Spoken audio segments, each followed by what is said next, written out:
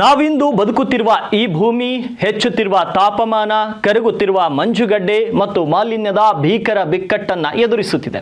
ಆದರೆ ಈ ಜಾಗತಿಕ ಹವಾಮಾನ ವೈಪರೀತ್ಯದ ವಿರುದ್ಧ ಹೋರಾಡಲು ಭಾರತ ಇಡೀ ಜಗತ್ತಿಗೆ ಒಂದು ಅದ್ಭುತ ಮಂತ್ರವನ್ನ ಕೊಟ್ಟಿದೆ. ಅದೇ ಭಾರತದ ಮಿಷನ್ ಲೈಫ್, ಅಂದರೆ ಪರಿಸರ ಸ್ನೇಹಿ ಜೀವನ ಶೈಲಿ. ಭಾರತದಿಂದ ಶುರುವಾದ ಈ ಅಭಿಯಾನ ಇಂದು ಜಾಗತಿಕ ಜನ ಆಂದೋಲನವಾಗಿ ಹೇಗೆ ಬದಲಾಗಿದೆ, ಅದರ ಒಂದೊಂದು ಸಣ್ಣ ನೋಟ ಇಲ್ಲಿದೆ. ಹೌದು, ಪರಿಸರ ಸಂರಕ್ಷಣೆ ಅಂದರೆ ಕೇವಲ AC ರೂಮ್ನಲ್ಲಿ ಕುಳಿತು ದೊಡ್ಡ ದೊಡ್ಡ ಭಾಷಣ ಮಾಡುವುದು ಅಲ್ಲ, ನಮ್ಮ ನಿತ್ಯ ಜೀವನದ ಸಣ್ಣ ಹವ್ಯಾಸಗಳನ್ನು ಬದಲಾಯಿಸಿಕೊಳ್ಳುವುದು.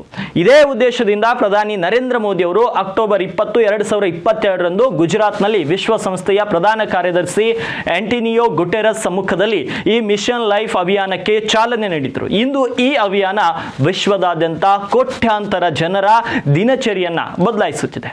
ಮಿಷನ್ ಲೈಫ್ನ 7 ಸೂತ್ರಗಳನ್ನು ಮತ್ತು ಆ ಮಹಾ ಬದಲಾವಣೆಗಳನ್ನು ನೋಡೋದಾದ್ರೆ, ಮೊದಲನೇದು ಇಂಜಿನ್ ಆಫ್ ಮಾಡಿ.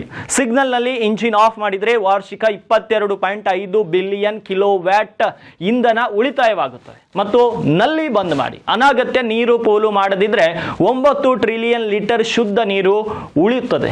ಇನ್ನು ಬಟ್ಟೆ ಬ್ಯಾಗ್ ಅನ್ನ ಬಳಸಿ. ಪ್ಲಾಸ್ಟಿಕ್ ಅನ್ನ ಬಿಟ್ಟು ಬಟ್ಟೆ ಬ್ಯಾಗ್ ಬಳಸಿದ್ರೆ ಜಗತ್ತಿನಲ್ಲಿ 375 ಮಿಲಿಯನ್ ಟನ್ ಪ್ಲಾಸ್ಟಿಕ್ ತ್ಯಾಜ್ಯ ಕಡಿಮೆ ಆಗುತ್ತದೆ. ಮಹಾಗುರಿ. ಈ ನಿಯಮಗಳನ್ನು ಪಾಲಿಸಿದ್ರೆ 2050ರ ವೇಳೆಗೆ ಜಗತ್ತಿನ ಹಾನಿಕಾರಕ ಗ್ಯಾಸ್ ಹೊರಸೂಸುವಿಕೆ 40% ಕಡಿಮೆ ಆಗಬಹುದು.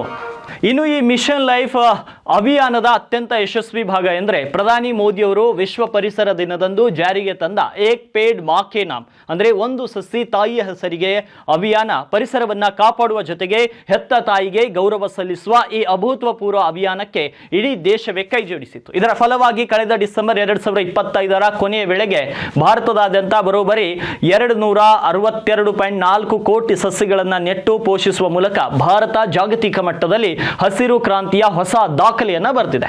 ಪ್ರಕೃತಿಯನ್ನ ನಾವು ರಕ್ಷಿಸಿದ್ರೆ ಪ್ರಕೃತಿ ನಮ್ಮನ್ನ ರಕ್ಷಿಸುತ್ತದೆ. ಇನ್ನು ಮುಂದೆ ನೀವು ಕೂಡ ಸಿಗ್ನಲ್ ನಲ್ಲಿ ಗಾಡಿ ಆಫ್ ಮಾಡಿ, ಪ್ಲಾಸ್ಟಿಕ್ ಬಳಸುವ ಮುನ್ನ ಈ ಮಿಷನ್ ಲೈಫ್ ಅನ್ನ ನೆನಪಿಸಿಕೊಳ್ಳಿ.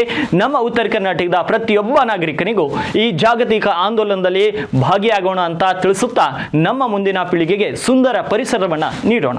ಇದೇ ರೀತಿಯ ಲೇಟೆಸ್ಟ್ ಅಪ್ಡೇಟ್ಸ್ಗಳಿಗಾಗಿ ಚಾನಲ್ಗೆ ಸಬ್ಸ್ಕ್ರೈಬ್ ಮಾಡ್ಕೊಳ್ಳೋದನ್ನ ಮರಿಬೇಡಿ.